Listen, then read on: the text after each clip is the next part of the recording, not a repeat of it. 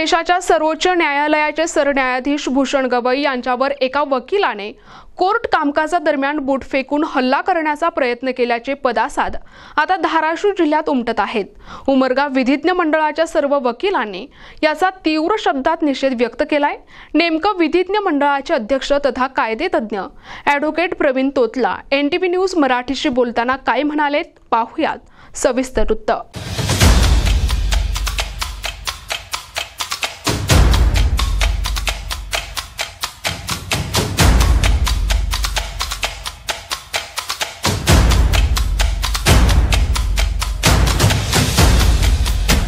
सगळ्यावर झालेला आहे। याचं तीव्र निषेध तर केला आहे, गंभीर दखल घ्यायची आहे, अस्तित्व धोक्यात आलेला आहे।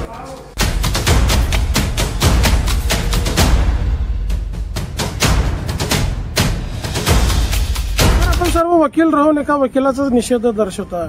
वकिलाचा अपप्रवृत्तीचा निषेधच आहे। सुप्रीम कोर्टामध्ये सरन्यायाधीश गवई यांच्यावर हल्ल्याचा प्रयत्न झाला, त्यानंतर विविध क्षेत्रातून या घटनेवर संतप्त प्रतिक्रिया व्यक्त होत असून या हल्ल्याचा निषेध करण्यात येत आहे।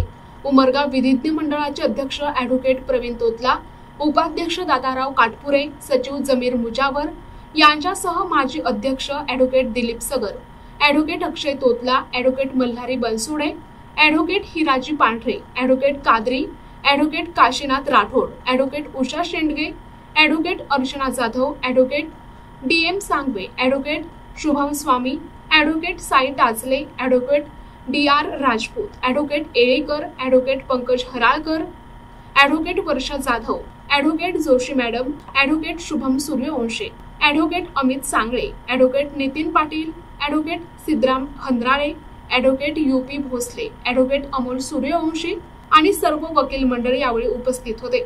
उपविभागीय अधिकारी दत्तू शेवाळे यांना उमरगा विधिज्ञ मंडळाच्या वतीने देण्यात आलेल्या निवेदनात म्हटले आहे की न्याय व्यवस्थेवर अपमानास्पद वर्तन करणाऱ्या व्यक्तीवर कठोर कारवाई करून न्यायसंस्थेस कडक सुरक्षा देण्यात यावी। न्यायसंस्थेचा सन्मान आणि स्वायत्तता हा लोकशाहीच्या मूलभूत आधारस्तंभांपैकी एक आहे।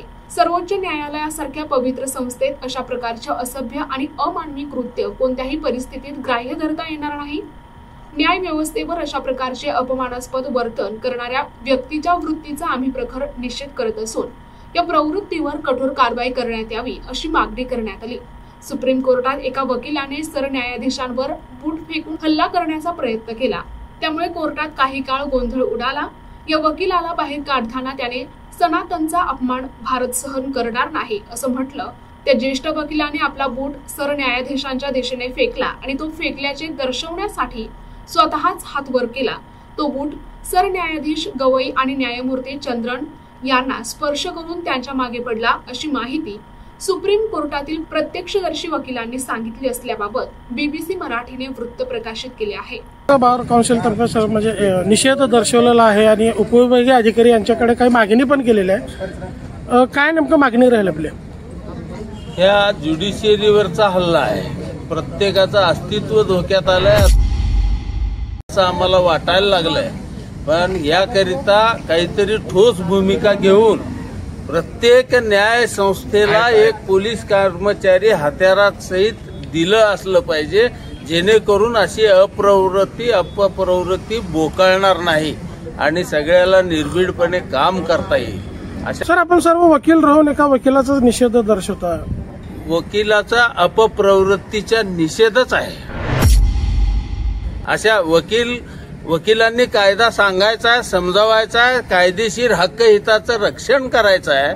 त्या ठिकाणी जर वकीलच असं गुन्हेगारी प्रवृत्तीने वागत असेल तर हे योग्य नाही, हे सहन करू शकत नाही।